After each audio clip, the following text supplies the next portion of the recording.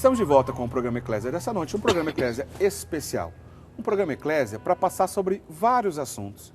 As perguntas que a gente está trabalhando nesse programa Eclésia não tem um tema específico, são temas livres, na qual a gente quer dar uma pitadinha desses assuntos, que não dá para esgotar o tema sobre cada um desses assuntos. E a gente fica lembrando que algumas dessas conversas a gente já fez em alguns programas durante o ano, sempre disponíveis no nosso site. Outras, a gente começa a discussão aqui, para quem sabe você possa procurar depois outras fontes para aprofundar o tema, ou mesmo no programa Eclésia, em outras oportunidades, a gente volta a trabalhar com isso. Porque tanto o padre Guido quanto o padre Wander, que estão aqui do meu lado, que a gente está fazendo um programa especial com os dois hoje, vão voltar em outras oportunidades, ora os dois juntos como estão aqui hoje, ora cada um no seu programa, e nossos amigos aqui da plateia estão nos ajudando então com algumas perguntas, representando todos os nossos telespectadores espalhados pelo Brasil, e a gente já vai para mais uma dúvida da plateia para a gente continuar a nossa conversa. Tem uma dúvida então aqui na plateia, não é? Vamos lá, como é que é o seu nome? João.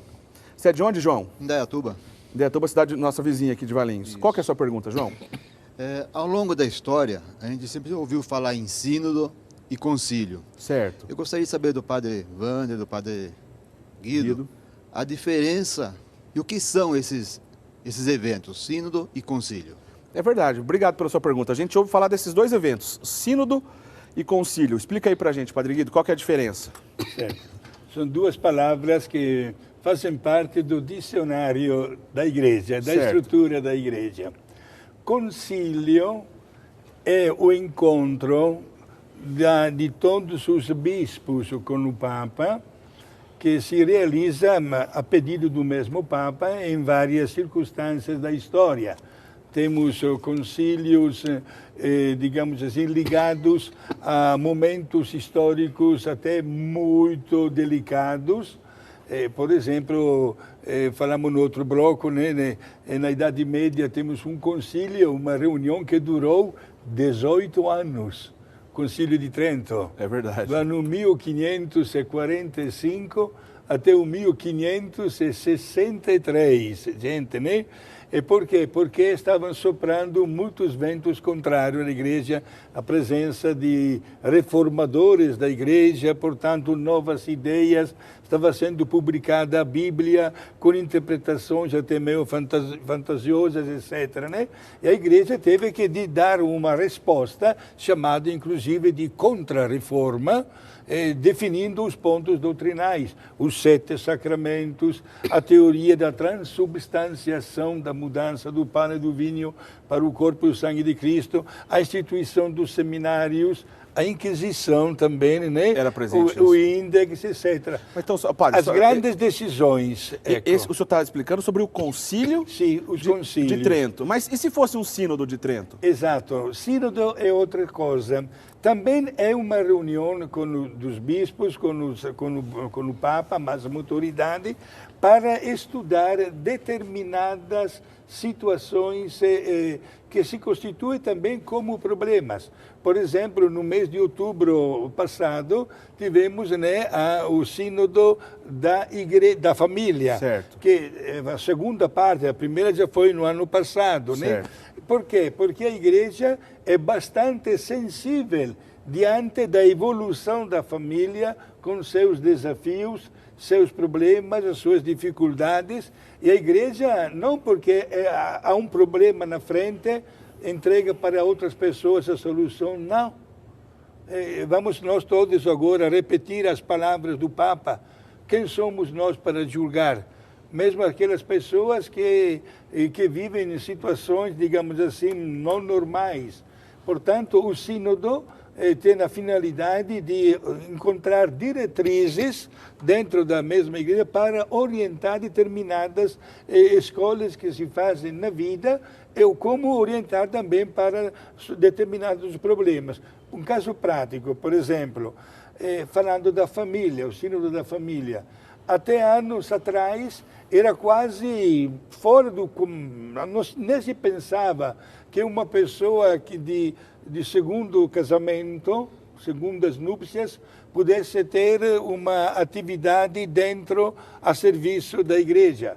Era só visto, não digo a palavra como um pecador, mas, digamos assim, como um pouco excluído. Hoje a igreja coloca até uma pastoral para as pessoas de duplo casamento, porque a igreja vai ao encontro também das pessoas que mais estão precisando. Por isso, digamos assim, este gesto que a igreja está fazendo resgata também uma imagem negativa que tinha se criado anos atrás. Sobretudo porque esse tipo de problema da família é delicatíssimo. Se nós queremos o bem da humanidade, o bem nasce da família. A quantidade de bispos determina se é um sínodo ou um concílio, ou isso não tem nada a ver? Não, é a autoridade máxima da igreja que define o teor. Porque quando se trata, sobretudo, de concílios, Eric, a igreja convida também pessoas de outras religiões cristãs não católicas, ou como, digamos assim, observadores, como hóspedes, mas também com direito de falar e de expor as suas doutrinas, seus pareceres. Muito bem. Ô, Padre Wander, a gente falou nos blocos anteriores, comunismo, marxismo, e aqui no intervalo, falei rapidamente com o nosso amigo telespectador, ele tem uma dúvida interessante, que eu vou pedir para ele fazer agora, que envolve um pouco um gancho dessa história do comunismo e do marxismo. O senhor faz para a gente essa pergunta? Como é que é o nome do senhor? Meu nome é Marcos. De que cidade que você é, Marcos? Indaiatuba. Indaiatuba também. Isso. Por favor, faça a sua pergunta. Então a gente tem, pelo menos no meio desse ano, né, houve uma discussão sobre ideologia de gênero e até mesmo o conceito de família, né? Estudando um pouco o marxismo e a ideia de Hegel, que há essa questão da destruição da família, né? O como a igreja, né, está trabalhando para exatamente defender o conceito de família. Só lembrando que Hegel foi um pensador que influenciou também o pensamento de Marx. Ideologia de gênero tem tudo a ver com isso, né, Padre Wander? Bom, Marcos, primeiro, obrigado pela sua pergunta. Vale dizer, antes de mais nada, que a família, primeiramente, não é uma invenção da Igreja Católica. A família, ela já é de direito natural. Quando nós olhamos o homem e a mulher, nós temos a certeza de que existe ali uma complementariedade entre os dois e que pela própria natureza, a natureza humana de ambos, eles estão intrinsecamente orientados um para o outro. São João Paulo II, nosso querido São João Paulo II, fez uma série enorme de catequeses durante o seu pontificado, inclusive tocando no valor do amor humano. E a essa série de catequeses deu o nome de Homem e Mulher os Criou. Deus os criou. Então, num segundo momento, nós recebemos o que é a família como dom revelado por Deus. Nós temos a família como uma instituição natural e que foi sobrenaturalizada na sua plenitude por Cristo quando institui esta união entre homem e mulher como um sacramento, como uma realidade santificante, santificada e santificante. Aquela união que era natural antes foi elevada por Cristo à ordem da graça, à ordem da santidade. Cristo conferiu à união entre os dois a potência, a capacidade de se santificarem mutuamente. Só quero ressaltar uma coisa. Um dos ideólogos do marxismo, o Engels, citou muito bem o Hegel, hein? Vou ser usado aqui. Alguns autores dizem que o Marx foi um plágio, um mico da obra de Hegel. Mas isso é um capítulo à parte, senão acredito que vai ficar chato e cansativo o programa, não é? Isso aqui é chato e cansativo, porque é mais filosofia que outra coisa. Mas assim, eles entenderam que se quisesse, num primeiro momento, não, mas depois entenderam, os marxistas, que se quisessem implantar o marxismo, teriam de destruir a família. Teriam de destruir a família. E a primeira forma de destruir a família, qual é? É corrompendo a sexualidade do ser humano.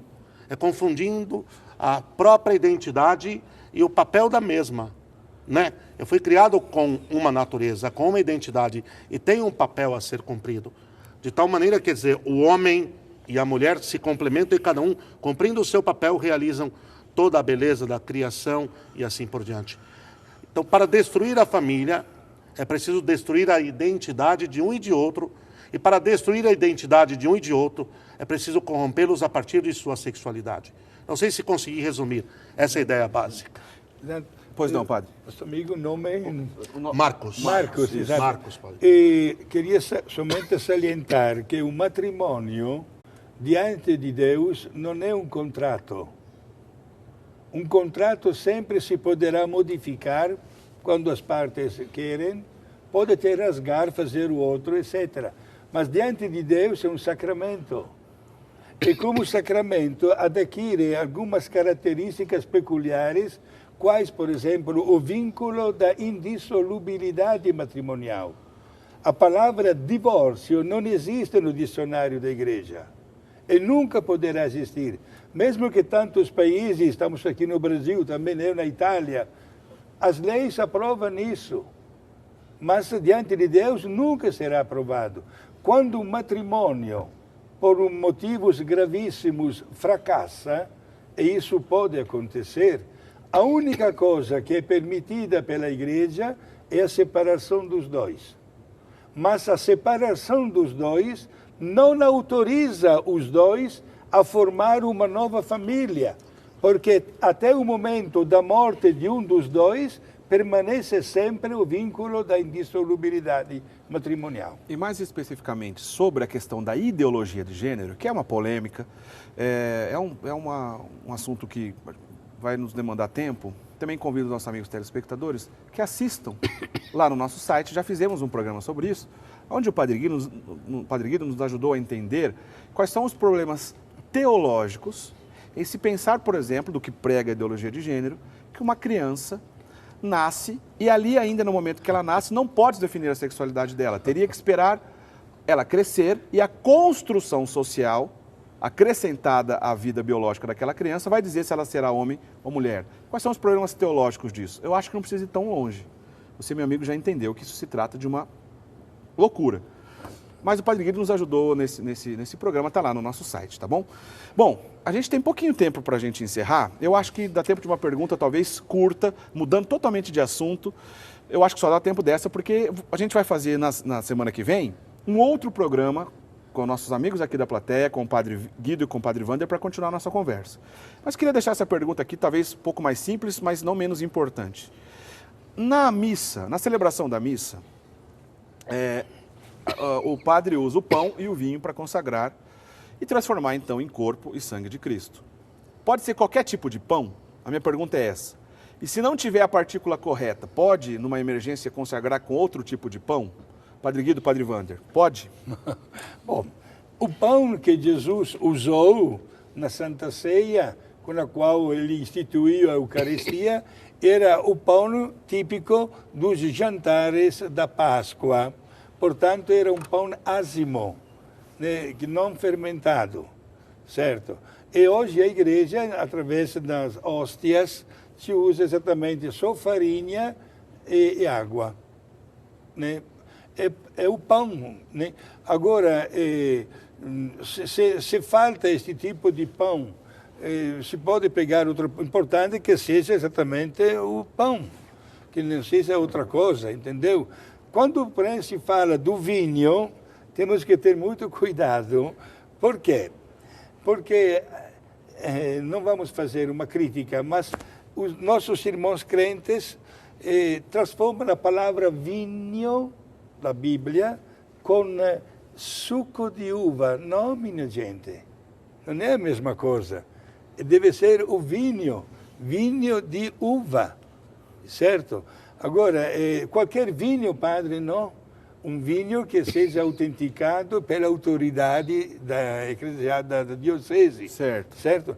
É indispensável, né, o pão e o vinho. Agora, alguém um dia me perguntou, padre, se há, por exemplo, um problema em um sacerdote que não pode absolutamente ingerir álcool, por exemplo. E no vinho tem um pouco de álcool. O bispo tem a possibilidade de dar a licença para este padre de celebrar usando somente a hóstia, sem o vinho. Muito bem. Uma outra pergunta. Bom, acho que ficou respondido. A gente pode voltar nesse assunto em outra oportunidade. Padre Wander, o uso da batina pelo sacerdote faz daquela batina um sacramental? E existe diferença entre o uso da batina e o uso, por exemplo, de uma camisa clerical, como o senhor e o Padre Guido estão usando neste momento? Primeiro, definidos os sacramentais, estritamente, a batina não seria. Certo. O Padre Guido pode complementar, mas não seria. Sim. O sacramental estritamente falando. Os sacramentais, eles conferem a bênção de Deus, eles afervoram a fé, eles inflam a piedade e, como consequência, a caridade. Porque a piedade, como o próprio valor da palavra, ela tem um sentido duplo em relação a Deus, em relação ao próximo, ok? Então, não nesse sentido, Eric. Certo. Para responder, estritamente, a batina não é um sacramental. Agora, a batina é a veste eclesiástica, o clergyman que estamos utilizando, são chamados pelo direito canônico de veste talar.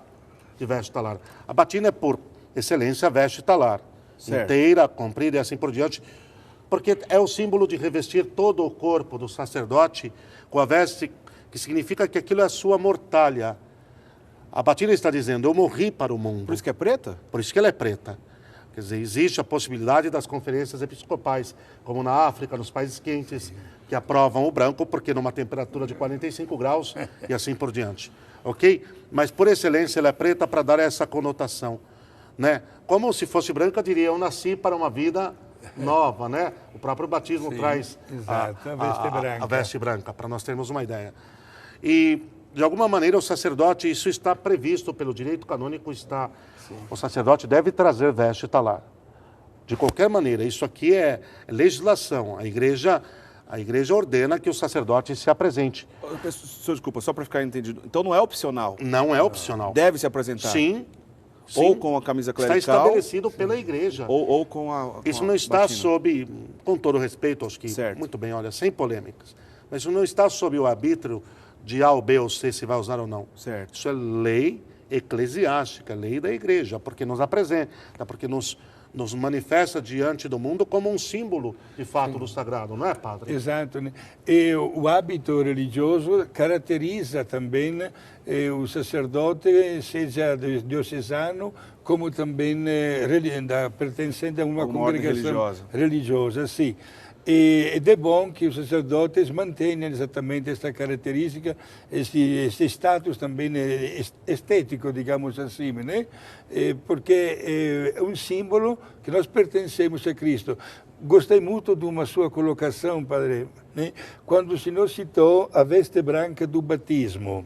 Antigamente, quando a igreja batizava adultos, a um certo ponto, logo após o batismo, o adulto recebia uma batina branca, como uma túnica do padre.